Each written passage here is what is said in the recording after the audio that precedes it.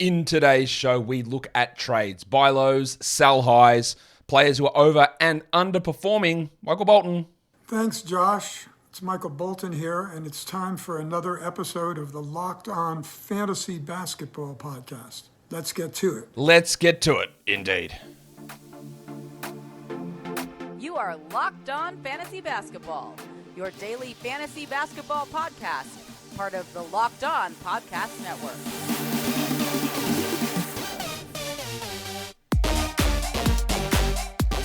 Hello and welcome to the Locked On Fantasy Basketball Podcast, brought to you by Basketball Monster. My name is Josh Lloyd and I am the lead fantasy analyst at basketballmonster.com. And you can find me on Twitter, as always, at redrock_bball, on TikTok, at redrock_bball, and on Instagram, at Locked On Fantasy Basketball. Today's episode is brought to you by FanDuel Sportsbook, official sportsbook of Locked On. Make every moment more. Visit FanDuel.com/LockedOn today to get started. Thank you for making Locked On Fantasy Basketball your first listen every day. We are free and available on all platforms. Let's look at trades. You know the drill. Buy lows. See if you can get them for a cheap price. If not, don't worry about trading for them. Sell highs. See if you can get off them at the peak of their value. You don't have to trade that player away. You don't have to drop that player. That's not how it works. We just try and extract value in deals, understanding that a lot of the time it doesn't happen and it's not possible. And pushing for things to make it happen, just to say that you traded that player because he was a buy low, means you probably don't get the value you need out of it.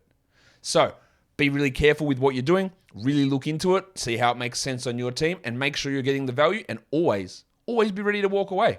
And in saying all of that, warning. Let's get it on, Gilly. Let's look back to this show 2 weeks ago and how we did, and pretty good week to be fair. Now the first one, it was cheating a little bit. Paul George was ranked 410th when we did the show 2 weeks ago. He had just returned from injury.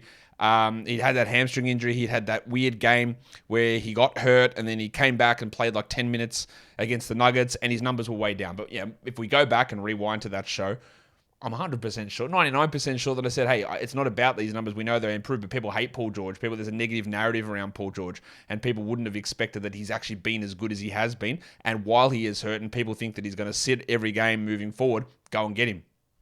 Well, since he's been back, he's the 20th best player.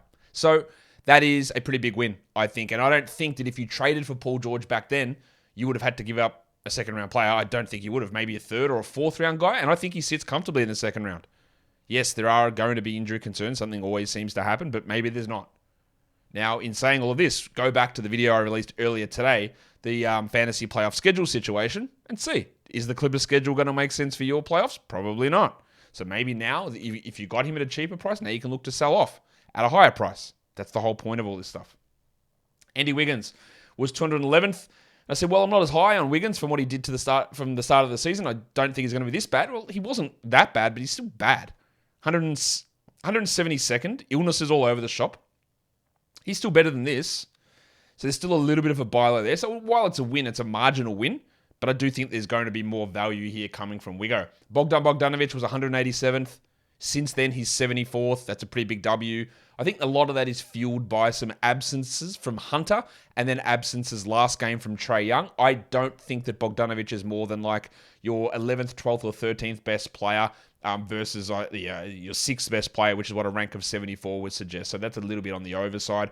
DeAndre Ayton still got plenty of room to improve. He was 126th. He's jumped up to 89th. I think he can get better than that still. So it is a W, but more room to improve. And the Kyrie Irving one, people forget that when Durant first went out, Kyrie wasn't really stepping up. Like, he was playing okay, but it wasn't like a gigantic boost to his numbers. He was 77th. And I said, look, we go in on this because people are frustrated. He hasn't taken the steps forward. And since then, he's 4th. Now, I don't think he's going to remain 4th, but first round value is possible for Kyrie or likely. That's where I would have drafted him, around that 12 to 14 range in fantasy drafts. I think he can be there. So it's a huge W to go from 77 to 4. But 4 is probably a little bit on the high side. On the other side of things, on the sell highs, I had Jordan Poole there. Steph had returned, and I said, look, what Poole is doing now with Steph back gives you this extra ammunition to say, look, he can still do it with Steph there. He's gone down to 73, and I think 73 to 95 is sort of an okay range for him rest of the season, so hopefully you cashed in there. This one was one of the most obvious ones in the world. But you know what? I still got people arguing with me about it. He was 27th, Harrison Barnes, And since then, he's 164th because he was never going to shoot at those numbers. And this is, again, if he's one thing you ever take out of any buy low, sell high show that I do, is that when someone is shooting unsustainable numbers, they will not continue to do it. It just won't happen. When someone's hitting 50% of threes for a 4-week period, they will not do it. It will absolutely 100% drop off. And you always, that if your number one thing, if someone's performing well, go and look at the shooting numbers, especially the shooting numbers like 3-point percentage, which isn't a standard fantasy category. So a lot of sites don't even display it. You just see ranking or fantasy points and go, wow, look at those numbers. Right, but digging into why is really important. So Barnes went from 27th to 164th. Yeah. Malcolm Brogdon went from 43rd to 69th. That's actually pretty good. Giggity. He was shooting an unbelievable 3-point percentage. I still think that, it seems like he's won the battle when they're healthy over Derek White, but who knows? That's not a big drop-off, but it's still there. Westbrook, well, this was easy as well. 29th from Westbrook. He's 209th since. I don't think it's going to get much better. It probably will get better than 209th. But let's be honest, all the narrative of Russell Westbrook winning Sixth Man of the Year is ridiculous. Like, hasn't been playing that well. And his fantasy value, I think in category leagues, he might become droppable. If he's not already. And Markelle Fultz was 45th, and while I do like Fultz, a lot of that was silly. It wasn't going to stick, and since then he's 131st, which has probably swung too far. And on the back end, where I think he can improve from that. So I'd say overall, the Week 14 buy low, sell high show was a relatively big-sized W. Today's episode, speaking of Ws, is brought to you by FanDuel. This year, the only app you need at your Super Bowl party is FanDuel, America's number one sportsbook. We're really excited about our new sports betting partner for Locked On because they're the number one sportsbook in America, FanDuel. And if you're new to FanDuel, that's even better. They have so many great features that make betting on sports fun and easy. So download FanDuel now so you can bet Super Bowl 57 with a no-sweat first bet. You'll get up to $3,000 back in bonus bets if your first bet doesn't win. FanDuel lets you bet on everything from the money line to point spreads to who will score a touchdown. Let's have a look. What does FanDuel have listed here as interesting player props? All right. Well, here we go. Plus 4,000. Any offensive lineman to score 1+ receiving TD. That doesn't seem likely, but you never know. You never know. Or at this one, both Chris Jones and Hassan Reddick to record 2+ sacks each, plus 4,000. That feels like it's got better odds than an offensive lineman scoring a touchdown. Who knows? Any player to pass for over 6.5 touchdowns to break the Super Bowl record, plus 6,000. Seems crazy as well. But all of that is available over on FanDuel. The app is safe, it's secure, and it's super easy to use. And best of all, you can get paid your winnings instantly. So join FanDuel today at FanDuel.com/lockedon to claim your no-sweat first bet on Super Bowl 57. That's FanDuel.com/lockedon. Make every moment more with FanDuel, official sportsbook partner of the NFL. And don't forget to gamble responsibly. Let's go to the buy lows. Let's start with our favorite team. Let's talk Paolo Banchero, because it's been a roller coaster for Banchero. Started out unbelievably well. Like, we were drafting him probably 70s and 80s, and he blew us away there. He's not a top 100 category league player this season. He's 107th because of some of the deficiencies we thought he would have in percentages and lack of defensive stats. But it's gotten worse. Over the last 2 weeks, he's 158th in category leagues, 86th in points leagues. He's averaging almost 6 fantasy points fewer per game, 29.8 versus 35.4. So what is actually happening? Well, he can't, as always, you want to know what the subtitle for every one of these shows? He can't hit shots, or he's hitting too many shots. That's how a lot of this works. All right, and it flies under the radar. He's hitting 43.8% of his twos. It's a very low number. Killian Hayes would look at that and go, man, that's low. He is at 48 for the season, which is still not a great number. And there is going to be stretches, I think, where he can do 50, but that's a big drop. He's also, for a guy that came in averaging like a ton of assists, they've gone. Like, with Fultz back, he doesn't get those assists anymore. He's still at 3.7 for the season. That was because he was going at like 4.2, 4.3 to begin the year. But he's at 2.7 over the last 7 games. So I do think there is some improvement to get back to 3, 3.2, 3.3, which is important, but a lot of that has cooled off. He's also weirdly not getting rebounds. And that one I'm not that worried about. I'm pretty sure that'll come back. He's at 6.4 for the season. He's averaging 5.1 over the last 7 games. He is playing 2 fewer minutes per game over the last 7 games as well. But it's the realistic problem here is the shooting. Like 39.6% from the field is not, like, that's his overall number. Like, that's not going to cut it, right? That's just not good enough. But it's going to improve. Like, he's at 43 for the year. Like, he can have a stretch of 45, 46 really easily. and that's going to bring him back to value. Now, when trading for him in a category league, remember, like you're not trading for a top 50 player. This is a guy that probably tops out top 80, will have some top 60 stretches. I would guess you can get him at a relatively cheap price. The problem is as a 20-point per game scorer, those guys do tend to get overvalued.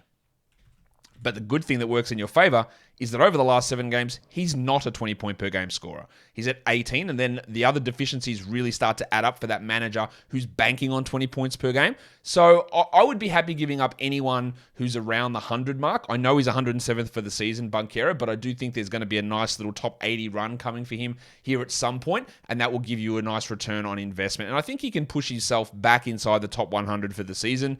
So just give up something back end to try and get him in a deal. We'll go to San Antonio now. Did you guess that was the player I was going to do? It's Trey Jones. Because Trey Jones has been a nice little surprise that we drafted around the 100, 120 mark in that area, and he's 93rd for the season. But the last 2 weeks for a lot of things in San Antonio have been bad. He's 195th in category leagues, 131st in points leagues.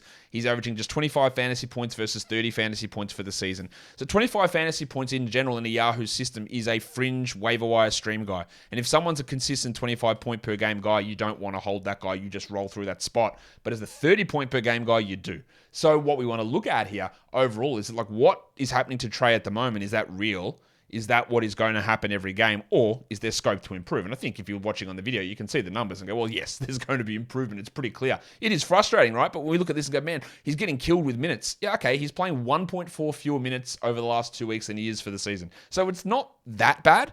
It's frustrating. We want him 32 minutes, considering they have literally no other point guard. So it would be great if he could play all those point guard minutes. But the problem is in the minutes he's getting, he's bad. 41% from 2. Like, again, that's dreadful. That's so bad. Now, he's not at a great number for the year, 48.7. But man, Jesus. The last 3 months of games, he's at 50% from the field. And the last 2 weeks have just fallen completely off a cliff. And then you back that in with the fact that he's not a good three-point shooter, but he's shooting 11% on threes. He's at 27% for the season. He can be maybe a 29% three-point shooter, maybe. But he hasn't hit a single three in the last 4 games. He's hit 3 threes or two threes in the last 7 games. That has a huge impact. 3-point percentage down, drops your field goal percentage down, drops your points down, drops your 3-pointers down. And when you're going at 11%, 11.8%, sorry, 12%, right? That's terrible. And it drops everything down.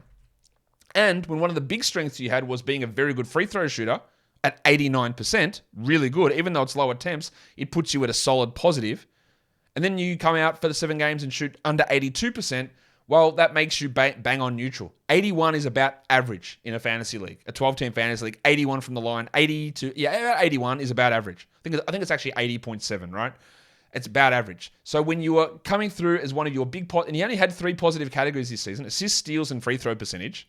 And then if one of them gets wiped out and then your negatives become gigantic negatives, well, your value drops by 100 spots. And it's not hard to get Trey Jones back here. Get your field goals back to 43%. Get your free throws back to 87%. Hit your threes back from 0.3 a game to 0.8 a game. Double them. Right? They're not big volume, but they just add that extra. It's all just little bits and pieces. If Trey Jones gets dropped, I would add him. You can get him for nothing, I would suggest. Like, you don't have to give up much at all to get him. I wouldn't have thought. Maybe I'm wrong. And now we stay in San Antonio because it's his teammate, Jakob Poeltl. And again, this seems to defy logic because you'll be like, well, Jakob Poeltl's going to get traded, Josh. Why would I trade for him? He's going to go somewhere and he's going to be a backup and he's not going to do anything. And I will counter that by saying, yeah, but how can it be worse? Right? In a standard 12-team league, what is worse about what could happen to him when there is still upside for him to be better? And let's go through it. How is that possible? Jakob Poeltl's 139th over the last 2 weeks, 121st in points leagues. He's averaging 25 fantasy points when he's at 31 for the season. All of those things are bad. He is the 77th category league ranked player for the season. And they're doing that in under 26 minutes a night. It's not like he was playing 30 minutes a night. It's frustrating. He should be playing 30 minutes a night. He played 29 minutes a night last season. In fact, he played 29 minutes a night last season and was 75th. So we talk about all the drop-off from his game. He's like the 77th ranked player this season by playing 3 fewer minutes and blocking fewer shots. So he's actually been okay. I think a large part of that is the fact that he's not the worst in the world free throw shooter. So overall, yeah, we take that free throw negative impact out. He is worse than last season. So that's important to note. But what is happening to him at the moment, he's just getting dicked with minutes. 23 minutes a game over the last 2 weeks. And he's at 26 for the season. And the reason I say that he's a buy low now is if he does get traded to the Celtics, if he does get traded to, say, the Warriors, and he is like a backup, is he going to play fewer than 23 minutes? Is it actually going to be significantly worse than this? I don't think so. Like in Boston, there's the back-to-backs where you have Horford and Williams sitting. There's still room like in those minutes that Cornette's getting or Grant Williams is getting. Like he can play, and maybe he only plays 17 minutes a night. I think he's really good. I don't think he plays 17, but even if he plays 17, you can drop him. All right, we get that. But what if he goes to Toronto and plays 30 minutes a night? That's a top 50 player, I reckon. There are a lot of situations. What if he goes to the Thunder and plays 30 minutes a night? He's not a usage player. He just needs minutes. And you tie all this in with minutes, a lot of other stuff's down as well. He's a 62% two-point shooter. He's shooting 55%. Nothing's going in. That's the easiest thing in the world for him to fix. He's historically a 60+% guy.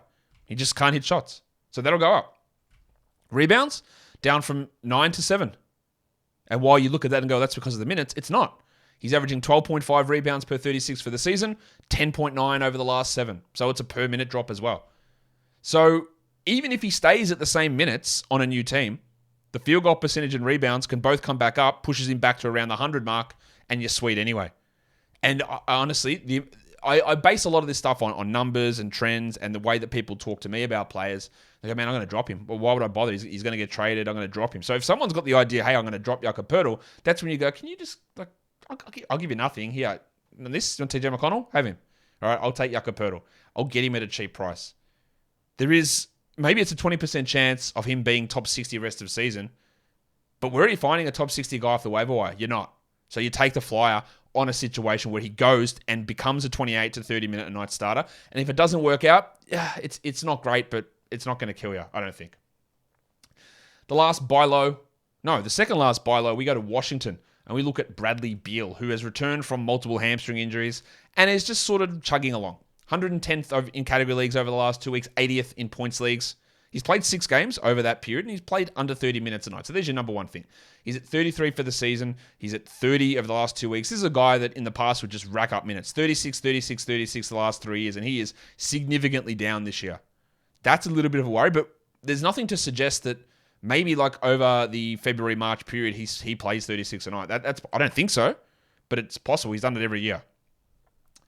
Fantasy points is 80th over the last 2 weeks, 31 fantasy points versus almost 36 for the season. So some pretty clear indicators that can get better. So what is actually happening here with Beal? Well, he's shooting 57% for 2 for the season. And while that is high, he's been at over 50% each of the last 3 seasons. Yet over the last 6 games, he's at 45%. So you just bank in at least 5 to 6 percentage point rise there. Really easy. That's an easy jump. He's also playing, as I said, under 30 minutes. So there's at least 4 extra minutes a game he's going to get. And while he's not a high steals player, although 3 years ago he was at 1.3, he hasn't had a single steal since he returned. Not one. Not a single steal. That's a level of ineptitude that's not real to continue. He will get more than 0 steals.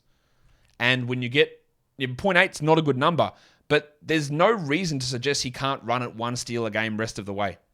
And that's a big up from 0. So while 110th is terrible, obviously, people are down on Beal. I don't think you need to give up a top 40 player to get him. I'm not even sure you have to give up a top 55 player to get him. And if you do, then you don't get him. Simple as that. If someone is so down and dejected about what Beal is doing and worried about their hamstrings, rightfully so, and you can get him for a top 75, 80 player, I do it immediately. They're very obvious indicators of things getting better. The hard one here is minutes, because people do look at it and go, well, he's going to play more minutes. So that makes it a little bit harder to swindle people. But the 0 steals, the 2-point percentage is disastrous, and it is going to come up. So find the person, find the guy that has him and is struggling, that's been annoyed by the multiple hamstring injuries, like 4 of them this season.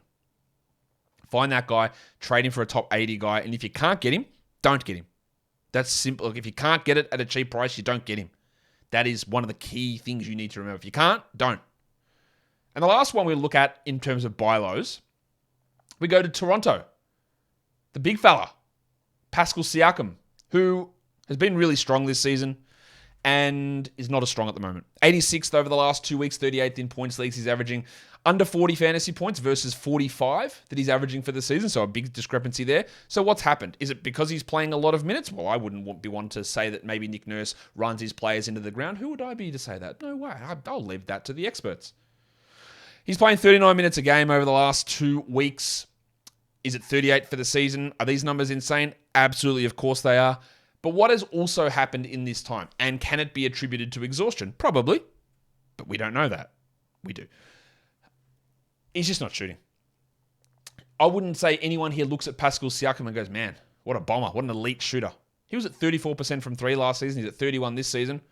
But he's at 27% over the last 2 weeks. In fact, he's at 28% over the last month. That's 16 games. That's going to drag your numbers down. Now, again, he's not a 37% shooter. He might not even be a 35% shooter. He might be a 33% shooter, but that's still 7% difference or even 5% difference to get back up to season average.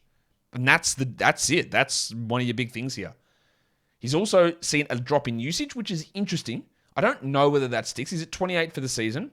He's down to 26.5. I highlight this because last year he was at 25.9. So maybe that 28 usage isn't going to stick. I've got him at about 27 usage rest of season. But yeah, that is still an increase from the 26.5 that he's currently going at. And the other thing is, while he's not, we think of him as a great defender, he isn't. Right, we got to get that out of our head. He is not and has not been for a very long time a big defensive stat player, especially with blocks. We think that he can do that. And I'm not looking at that. But what I am looking at is where are the steals? He's averaging 0.3 steals over his last 16 games.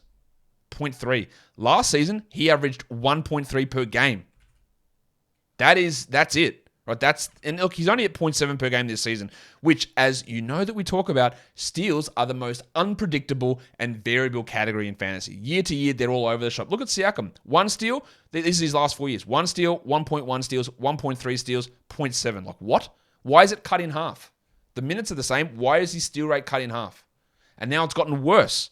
But that's not to say that over the next 2 months, he can't go and average 1.5 steals per game because he's getting enough minutes. He's out there on the court enough, and that will jump him back to be a top 20 player over that stretch.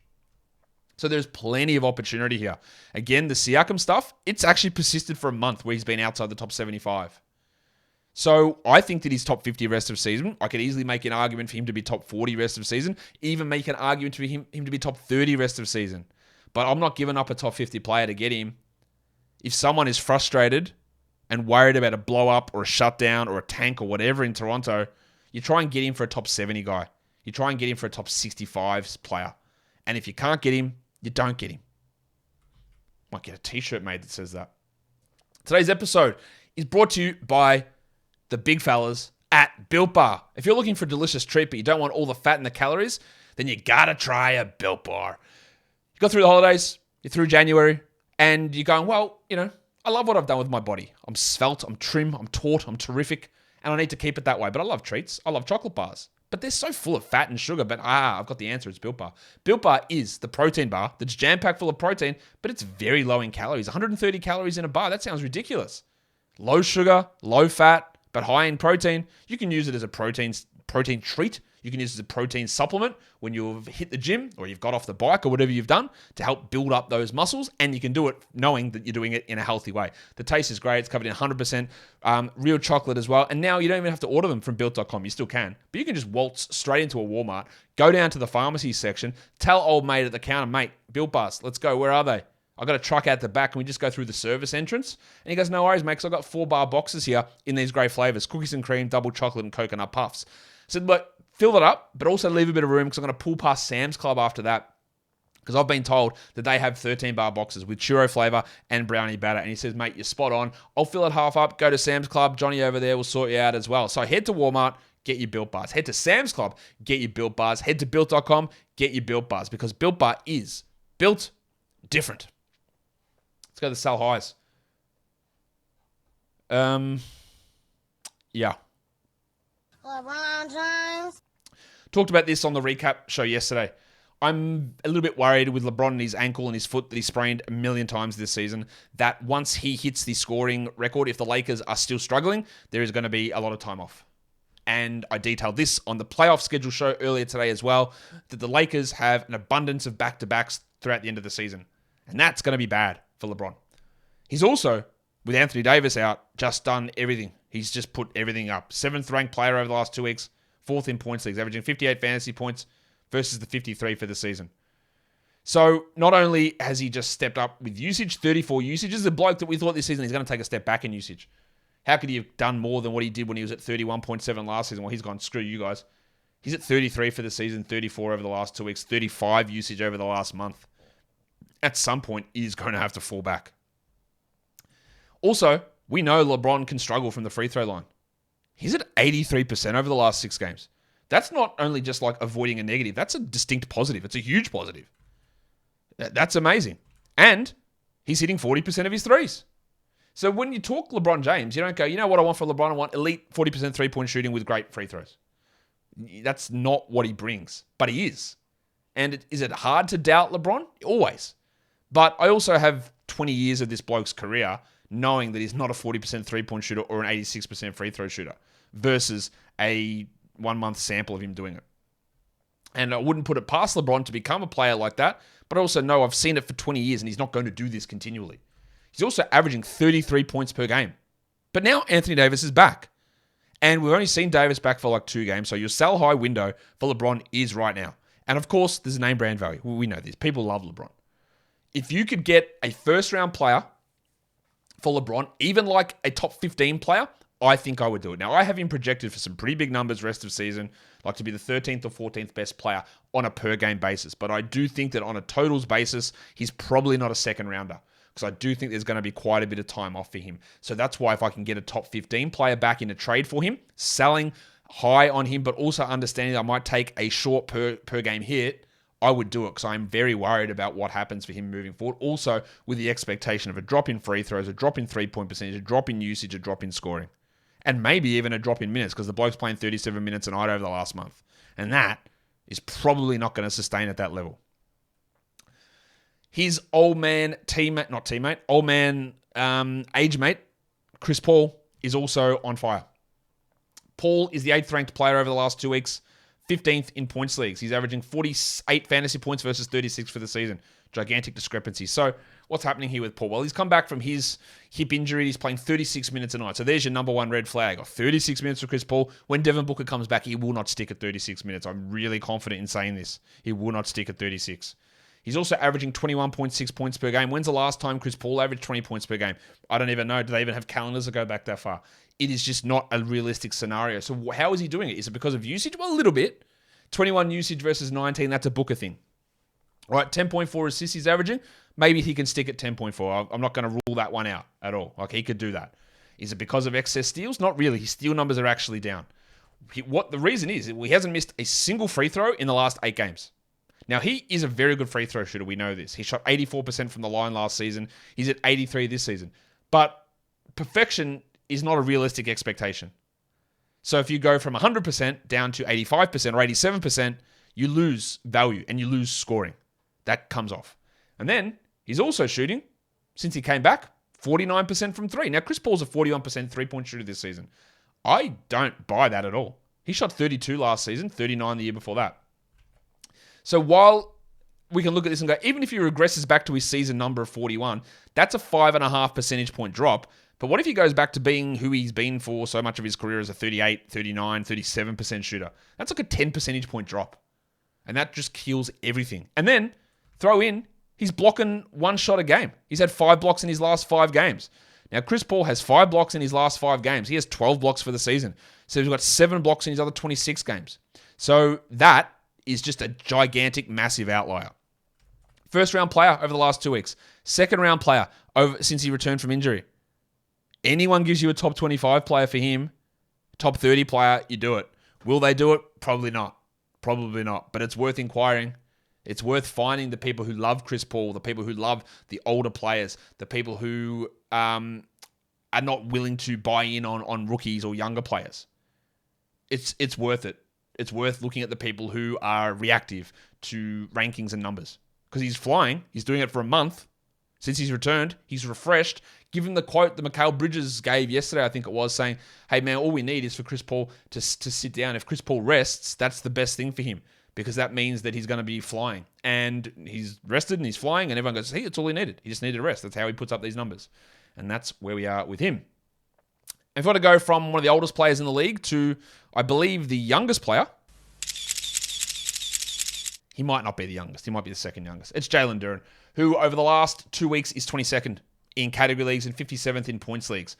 And I would have loved to have done this show 2 days ago because my worry with him was them putting Isaiah Stewart to the bench as the backup center would take Duren from a 31, 32-minute a night player to a 27, 28-minute a night player. And that's happened, unfortunately. But in saying all of that, over the last 2 weeks, he's ranked 22nd.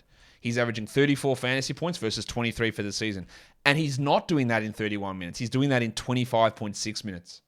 So that's where you go, oh, okay. That gives us, if we just looked at ranking and minutes, we'd go, whoa, okay, well, why can't he? Why can't he be a top 50 player? Well, I'll tell you why. He's not an 82% shooter. Like, actually, nobody is. Could he be a 70% guy? Yeah, I wouldn't rule that out. He's shooting 71% over the last 23 games. He never takes shots away from the rim, but 82 is ridiculous. Right? He could be a 70% shooter. He's also hitting a really high level of free throws, 83% from the line over the last 2 weeks versus 62 for the season. But I have a degree of confidence in him, and I just realized that 3-point percentage is not real. That's the Chris Paul one. I don't know why I kept that in there on that graphic, so I apologize. That was meant to be his block numbers, which I'll get up in a second. His free throws, I think, can stay high. One thing that's also improved is blocks. 1.8 blocks for Duren over the last 5 games, 0.8 blocks for the season. I know that 0.8 blocks for him is very low, and I expect him to be better. But he's also seen a gigantic spike over the last 5 games, and I don't really think that averaging 1.8 blocks with 82% from the field, that is why he is a top 25 player. 2 categories there where you look at it and go, probably not. Probably not. Could he be a 1.2 blocks guy and 70% field goal player? Like, I think really easily. But the impact of Stewart capping some of those minutes, the value of the blocks and field goal percentage coming down is important. And look at how that's impacted his points. He's averaging 8.4 points for the season. Over the last 2 weeks at 13.8 points. And that's in 1 extra minute. 1. Was 1 minute equal 5 points? No. It's been an extra shot per game, but also the 20 percentage point increase in free throws and the 16 percentage point increase in field goals. Just gigantic numbers, which it's very hard to trust. We go on to another player up in Toronto, and that is Freddie VanVleet, who has had some struggles this season, no doubt. But over the last 2 weeks, he's 12th. He's 18th in points. He's averaging 47 fantasy points versus 39 for the season. We drafted him probably back-end second round, start of the third round, and he hasn't lived up to that. He's 36th for the season, but he is improving over the last 2 months. He's 27th, which is about bang on, I think. We worry about his health, we worry about his minutes, but one of the things that was really killing him is he could not hit a single shot. Like, shots were dreadful. Couldn't hit anything. And what has happened over the last 2 weeks is now he can. It's simple as that. 54% from 2 versus 46 for the season. He was at 44 last year, 42 the year before that, 43 the year before that. So while he has had a struggle season, he's actually a better 2-point shooter this season than any other recent season. But 54% is very unlikely to stick. And he's paired that with 41% shooting from 3 when he's at 34 for the season. Now, he can be a 38 guy, no worries. But 38 versus 41 is a material difference. And that has meant that his scoring has jumped from 19 points per game up to 25 almost. And again, when we look at what VanVleet has done in previous seasons, last season he did get to 20. Bees dick over, 20.3 in 38 minutes. But 19.6, 17.6, he's not a big scorer. He's an 18 to 20 point per game guy. And that means that there's probably going to be some drop-off there, some drop-off in scoring, some drop-off in shooting numbers. He's also at 96 from the line. And while he can be a 90% guy, there is a difference between 96 and 90. And that drops that well down. So if you could sell him off and get a top 20 player back, I'd be very, very inclined to do it. Going with his knee injuries, his back injuries, and the likelihood of regression in some of those shooting numbers, yeah, I'd be interested in trading away. And then lastly, we go to another point guard, this one in Utah, another old man, Mick Conley, who has been up and down this season. No doubt about that. 118th for the season in category leagues. That's not particularly good. But over the last 2 weeks, he's 44th. And he's 65th in points leagues. He's averaging 33 fantasy points versus 27 for the season. There's a couple of reasons why this is. He's playing one extra minute, but the scoring is about the same. The assists are very similar. He hasn't missed a free throw in the last 5 games. He hasn't taken many, but he hasn't missed any. So that brings that value up from where he was average at 80% to being strong. Yes, very low attempts. But people will also see those numbers and get excited by them. He's also hitting 44% from 3. Now, he can be a 40% shooter. He hasn't been, but he can be. But 44 is too high. So there's 4 to 5 to 6 percentage point drops there. And this is a guy who used to be an excellent steals guy and has not been that player until the last 2 weeks. 1.6 steals per game. He's at 1.1 for the season. He was at 1.3 last year, 1.4 the year before that. It's just unrealistic to expect him to be a 1.6 steals guy as we move forward. And the reason he's at that level is he's had 6 steals in the last 2 games. And this is his run of steals. 4, 2, 1, 1, 0, 0, 1, 0, 1, 0, 0, 3, 0, 1, 1. Right? So those numbers that are up are because he had 4 and 2 in back-to-back games. And it's just skewed everything. So if I could get a top 70 or 80 player for Mike Conley, I would do it. Otherwise, you hold it and you ride it out. You probably can't get it. But actually, I'd probably try almost any top 100 player to get back in a deal for him. Almost. And that will do it for me today. Don't forget to follow this podcast on Apple Podcasts, Google Podcasts, Stitcher, Spotify, and on the Odyssey app. And if you are here on YouTube, thumb it up and leave those comments down below. Guys, we are done here. Thank you so much for listening, everyone. See ya.